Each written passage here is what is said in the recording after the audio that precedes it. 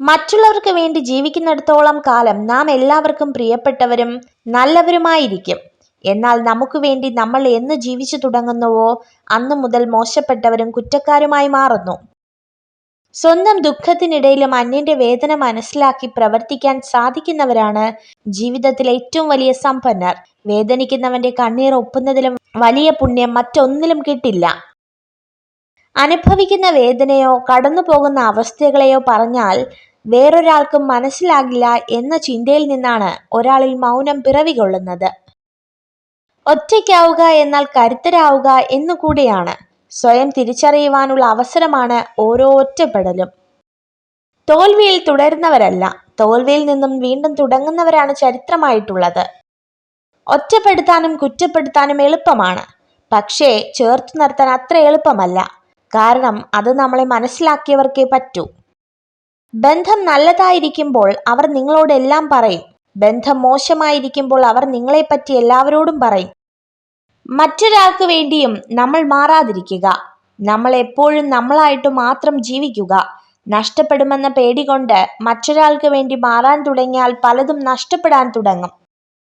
പിരിയാനൊക്കെ വളരെ എളുപ്പമാണ്, എന്നാൽ അവസാനം ആരുമില്ലെന്ന് തിരിച്ചറിയുമ്പോൾ വീണ്ടും ഒന്നിക്കാനാണ് പാട്. നഷ്ടങ്ങൾ എന്നും നഷ്ടങ്ങൾ തന്നെയാണ്. എത്രയൊക്കെ സന്തോഷങ്ങൾ വന്നാലും ചില നഷ്ടങ്ങൾ ജീവിതാവസാനം വരെ നമ്മുടെ കണ്ണുകൾ നിറച്ചുകൊണ്ടിരിക്കും. എല്ലാ തിരക്കും കഴിഞ്ഞ ശേഷം സ്നേഹം പങ്കുവയ്ക്കാൻ കാത്തിരിക്കരുത്. തിരക്കിനിടയിലും സ്നേഹിക്കുന്നവർക്ക് പരിഗണനയും ഇഷ്ടവും നൽകണം. വെട്ടിമുറിച്ച മുറിവിൽ നിന്നും പൊട്ടിമുളയ്ക്കുന്ന മരങ്ങളെപ്പോലെ ആവണം ഓരോ വ്യക്തിയും. എത്ര താഴ്ചയിൽ ചെന്നു പതിച്ചാലും ഉയർത്തെഴുന്നേൽക്കാൻ പഠിക്കണം. ദേഷ്യത്തിൽ സംസാരിക്കുന്നവർക്ക് അതിലും മനോഹരമായി സ്നേഹിക്കുവാനുള്ള ഹൃദയമുണ്ട്. പുറമെ ചിരിച്ചുകൊണ്ട് നല്ല വാക്കുകൾ മൊഴിയുന്നവർക്ക് അതിലും മനോഹരമായി വഞ്ചിക്കുവാനുള്ള മനസ്സുമുണ്ട്. നേടാൻ ഒരുപാടുള്ളപ്പോൾ നഷ്ടങ്ങളെക്കുറിച്ച് ഓർത്ത് വിഷമിക്കരുത്. ഇനി എന്ത് എന്ന ചോദ്യത്തെക്കാൾ ഇനിയും സാധിക്കും എന്ന പ്രതീക്ഷയിലേക്ക് മനസ്സ് വളരട്ടെ. ഒരു സ്ത്രീയെ സത്യസന്ധമായി സ്നേഹിക്കുന്ന പുരുഷൻ അവളുടെ ചെറിയ കാര്യങ്ങൾ വരെ അറിയാൻ താല്പര്യം കാണിക്കും.